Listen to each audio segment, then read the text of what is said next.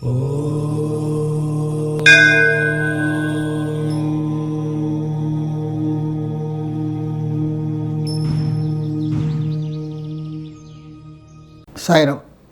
నేను మీ విశ్వకర్మ వాస్తు యూట్యూబ్ ఛానల్కి స్వాగతం. నేను కొంతమంది అంటే యూట్యూబ్ ఛానల్ చూసిన వాళ్ళు ఫోన్ చేసి అడుగుతూ ఉన్నారు, గురుగారు మీరు అప్పుడప్పుడు కొన్ని వాస్తు టిప్స్ అని చెప్తూ ఉంటారు.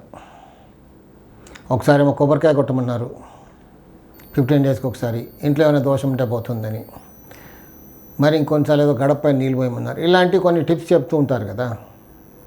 అసలు ఎన్ని రకాల టిప్స్ ఉంటాయి? ఎందుకంటే మేము వేరే వాళ్ళు కూడా ఎంతోమంది వాస్తు చెప్పే వాళ్ళు కూడా ఎన్నో టిప్స్ చెప్తూ ఉన్నారు.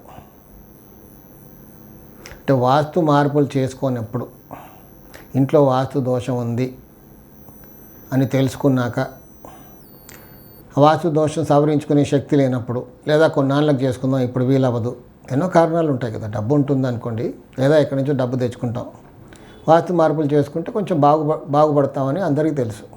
కానీ ఇప్పుడు చేసుకునే వీలు లేదు, మార్పులు చేసుకునే వీలు లేదు. ఇప్పుడు కొన్నాళ్ళ తర్వాత చేసుకుంటాం. అంతవరకు కొంచెం దీని ఇంటెన్సిటీ తగ్గేలాగా ఈ వాస్తు టిప్స్ పనిచేస్తాయా అంటే పనిచేస్తాయంటే తప్పకుండా పనిచేస్తాయి. కాకపోతే ఇక్కడ ఒక చిన్న విషయం చెప్పాలి నేను. మన శాస్త్రాల్లో మన ఋషులు ఎన్నో రకాల ఆల్టర్నేటివ్ మెథడ్స్ చెప్పారు. చాలా ఉన్నాయి, వందల్లో ఉన్నాయి, వందల్లో ఏంటి వేలల్లో కూడా చెప్పచ్చు.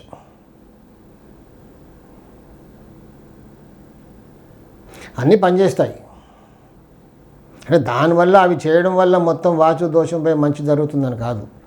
దోషాన్ని సవరించుకునే వరకు తట్టుకునే శక్తి వస్తుంది. అవి అంతగా పెద్దగా బాధ పెట్టదు మనని. అలాంటి ఉపకరణాలు ఇవి. కొంచెం శాంతిస్తుంది, నువ్వు ఓర్చుకునే శక్తి వస్తుంది నీకు. కాకపోతే ఒక మార్గం చెప్పామనుకుంటా, ఒక ఆల్టర్నేటివ్ మెథడ్, అది ఒకరికి సెట్ అవ్వకపోవచ్చు, దానివల్ల వాళ్ళకి ఫలితం ఉండకపోవచ్చు, కానీ చెడు మాత్రం జరగదు. చేస్తూ ఉండాలి. సెట్ అయిపోయింది అనుకోండి, కొంచెం ఫలితం ఉంటుంది. అంటే ఎందుకు ఫలితం ఉండదు అని అంటే, ఇప్పుడు మనం డాక్టర్ దగ్గరికి వెళ్తాం ఏదైనా జబ్బు చేసినప్పుడు. జ్వరం వచ్చింది అనుకోండి, సాధారణ కామన్ జ్వరం వస్తే ఏమవుద్ది, టెంపరేచర్ ఏదో అవుద్ది బాడీది. డోలోనో క్రోసిన్ ఏదో వేసుకుంటాం, టెంపరేచర్ తగ్గిపోద్ది. మరువు ఎక్కువైతే మళ్ళీ డాక్టర్కి వెళ్తాం, యాంటీబయాటిక్ ఇస్తారు.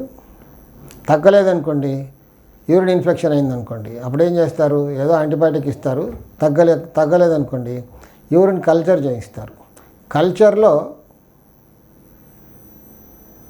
అప్పుడు ఆ యాంటీబయాటిక్ అనేది పర్టికులర్ యాంటీబయాటిక్ వస్తుంది, దాంతో ఈ బ్యాక్టీరియా చేస్తుంది అని కంపల్సరీ 100%గా వస్తుంది.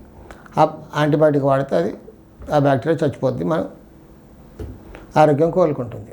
అలాగే ఎన్నో ఆల్టర్నేటివ్ మెథడ్స్లో కరెక్ట్గా అక్కడ పనిచేసే ఆల్టర్నేటివ్ మెథడ్ ఏంటి అన్న దానికి ఆ స్థలంలో ఉన్న దోషాన్ని బట్టి, ఆ స్థలంలో ఉన్న బలాన్ని బట్టి అక్కడ ఏం ఆల్టర్నేటివ్ మెథడ్ చేస్తే బాగుంటుంది అనేది నిర్ధారించవచ్చు. కానీ ఇప్పుడు టీవీలో మనం యూట్యూబ్లో ఊరికే చెప్తున్నాం అంతే. కరెక్ట్గా కావాలంటే ఆ స్థలం చూడాలి, అక్కడున్న స్థానబలం, అక్కడున్న దోషాన్ని బట్టి ఎలాంటి ఆల్టర్నేటివ్ మెథడ్ చేస్తే అక్కడ బాగుంటుంది అనేది ఖచ్చితంగా వస్తుంది. కాకపోతే ప్రతి వీడియోలో ఏదో ఒక టిప్ చెప్తూ పోతున్నా, అందరికి తెలియాలి కాబట్టి చేస్తూ ఉండండి. దానివల్ల మీకు సెట్ అయిందనుకోండి మంచి జరుగుతుంది, సెట్ కాలేదనుకోండి దానివల్ల చెడేం జరగదు, కాకపోతే ఫలితం రాదు అంతే. అందుకే వరుసగా అన్ని టిప్స్ చెప్తూ ఉన్నాం. కాబట్టి చేస్తూ ఉంటే బాగుంటుంది. సాయి రక్ష.